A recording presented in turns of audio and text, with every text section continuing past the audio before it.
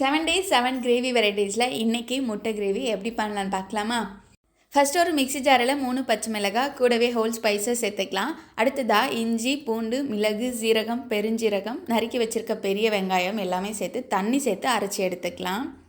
ஒரு பேனில் 2 ஸ்பூன் எண்ணெய் விட்டு நம்ம அரைச்சி வச்சுருக்க வெங்காயம் மசாலாவை சேர்த்து எண்ணெய் பிரிகிற அளவுக்கு வதக்கிக்கலாம். அடுத்ததாக அதே மிக்ஸி ஜாரிலே 2 தக்காளி பழத்தை நம்ம அரைச்சி எடுத்துக்க போகிறோம். அரைச்ச தக்காளி விழுதையும் வெங்காயத்து கூட சேர்த்து உப்பு சேர்த்து கொஞ்சம் நேரம் வதங்க விடலாம். நான் செஞ்சுருக்க முறையிலே செஞ்சு பாருங்கள், டேஸ்ட்டு சூப்பராக இருக்கும். அடுத்ததாக chilli powder, garam masala, coriander powder, Kashmiri chilli எல்லாமே சேர்த்து நல்லா மிக்ஸ் பண்ணிவிட்டு ஒரு மூடி போட்டு 10 நிமிஷம் வேக விடலாம். கிரேவிக்கு தேவையான அளவு தண்ணி சேர்த்து கொதிக்க விடலாம்.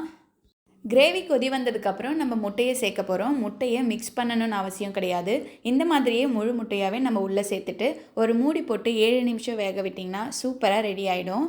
முட்டைக்கு தேவையான உப்பை கொஞ்சமாக தூவி விடலாம்.